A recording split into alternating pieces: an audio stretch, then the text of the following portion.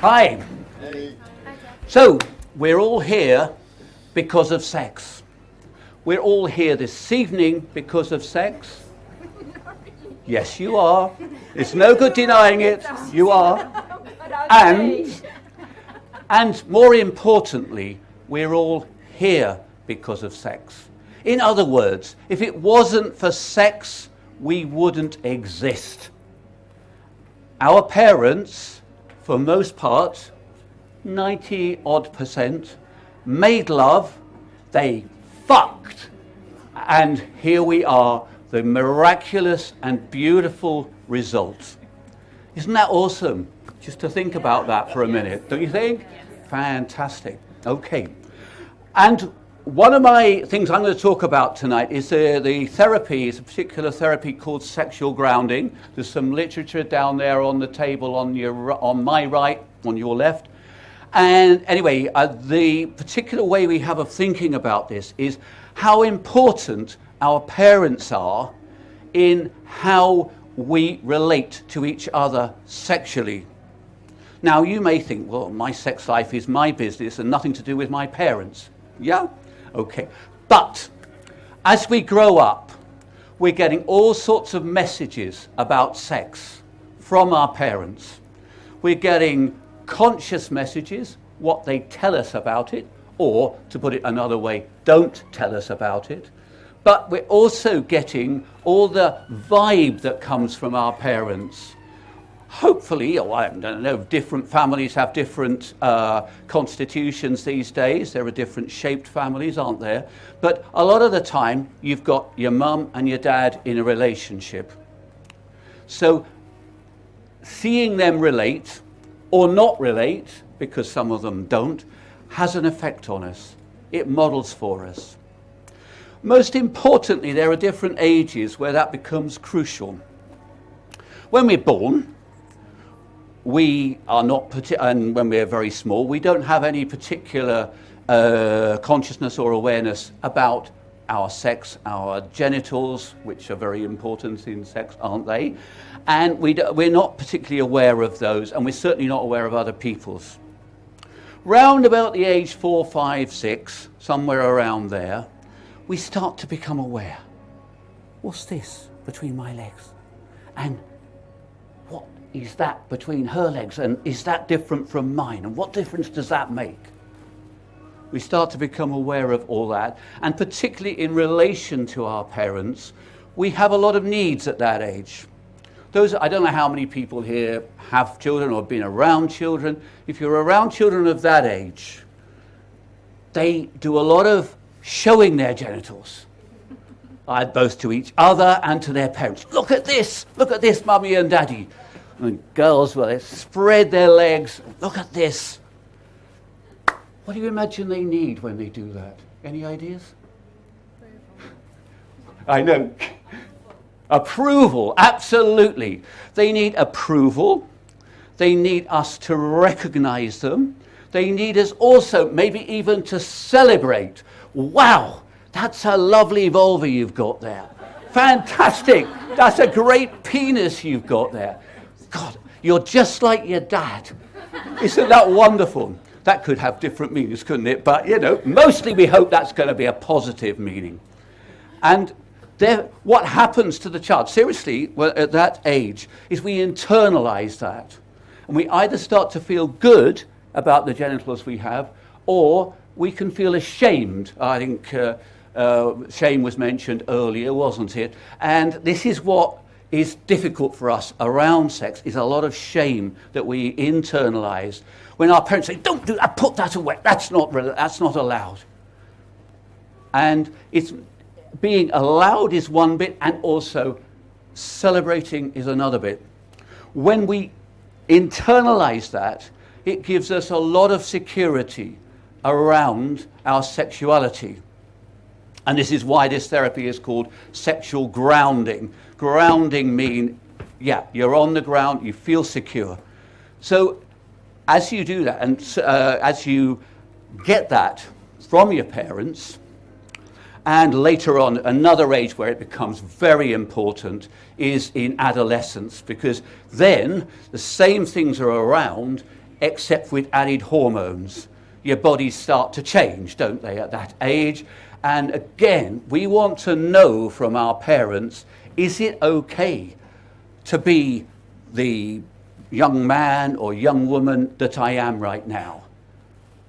That's really important. We know that often people get into real problems around sexuality during their adolescence, and a lot of that is insecurity around, is my body okay? And that's both boys and girls. And are my breasts going to develop? Is my penis going to develop? All of that stuff. Again, we need a reflection from our parents at that age. We need them to appreciate us as the sexual beings that we are.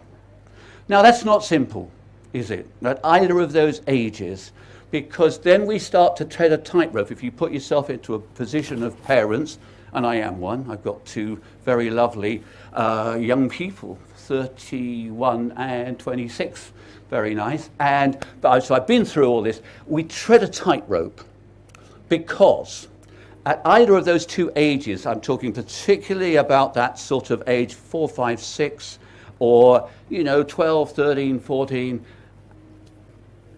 our children need something from us.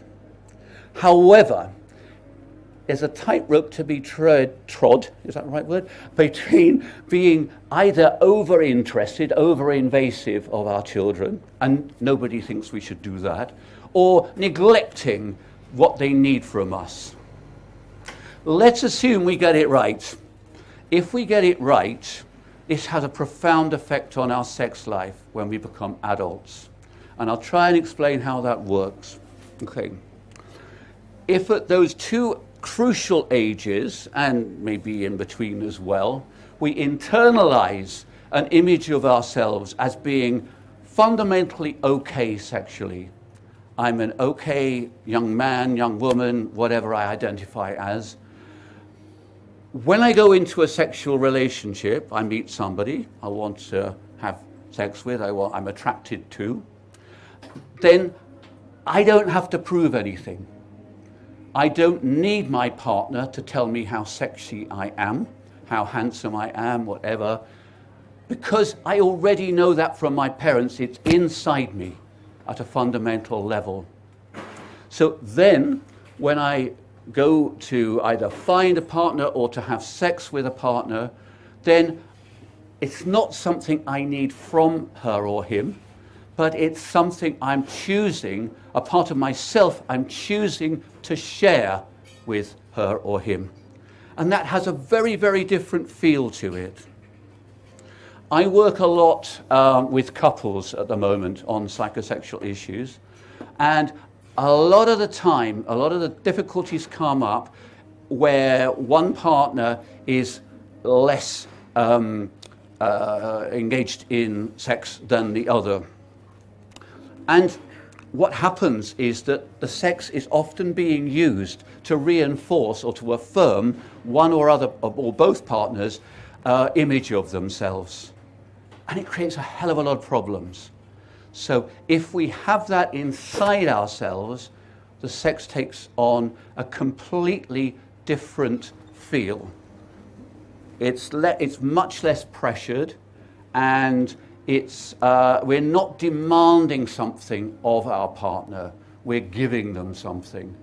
And I don't know how that feels to you as I say that. Can you imagine having sex and not needing anything from anybody? Does that make sense to anybody here? Yeah, good. Okay, what I'm going to do a brief exercise. I had one exercise in mind, but I don't think this venue will suit it because it means a lot of moving around. So fortunately, I prepared another one. And what I'm going to ask you is, I want you to think about a lot of questions, and I've written them down. And if you'd like to kind of take one of those and pass them around, please. I'll just grab one for myself. Okay. And these questions, we may not get through all of them or hardly any of them tonight, but you can take this away and think about it. Okay. I've got to put my glasses on.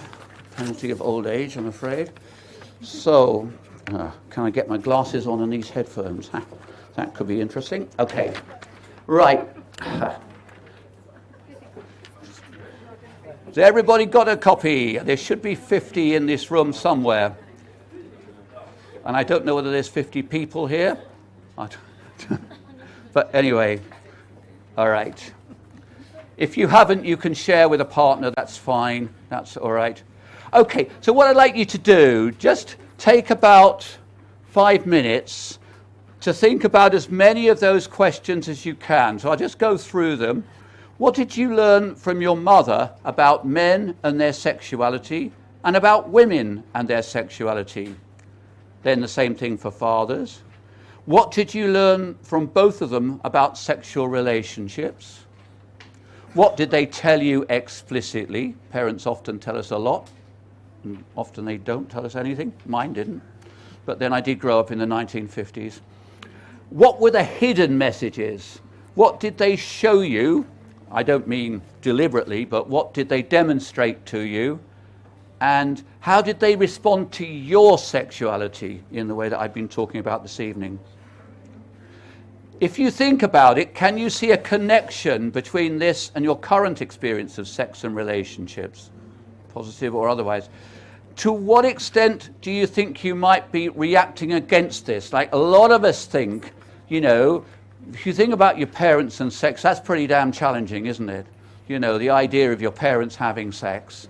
And I imagine that everybody probably would like to do it differently from their parents. That's what I mean by reacting against it. To what extent do you think you might still be influenced by what messages you got from your parents about sex? And finally, whether I don't know if you'll get to this or not, if you were to let yourself reimagine your experience of all of the above, like supposing you heard the things you really wanted to hear, if you got the messages you really wanted to have, how would you like that to be? What sort of messages would you like to have heard? So what I'm going to ask you to do, how am I doing time-wise? Can someone tell me? 20 minutes. 20 minutes? Fine, brilliant. Okay, lovely. Take 5 minutes. Just think about as many of those questions as you have time to. I'll time you, okay? And then we'll move on. When we've had that 5 minutes, I'll tell you what the next stage is. Okay? Take your time. When you think you've had about enough time on that, I'm not necessarily going to... Some people are looking like they've done it already. Yeah, they were thinking about it as you were talking. You were already thinking about it. Brilliant. We got ahead of me. Fantastic. What I'd like you to do, have a look around the room. Turn around the people at the front. Have a look around the room. Find someone you don't know, you haven't met before. Okay? And just go towards them. Somebody move towards the other. Can you do that for me, please, right now? This is good. Okay, so you don't know anybody. Brilliant. Go and find somebody you don't know. You're going to have to get up out of your seats. Okay, I know you could probably talk for the rest of the evening about this, some of you. For some of you, that was quite a long time. I always find that with these kind of exercises. And for some of you, so much to talk about.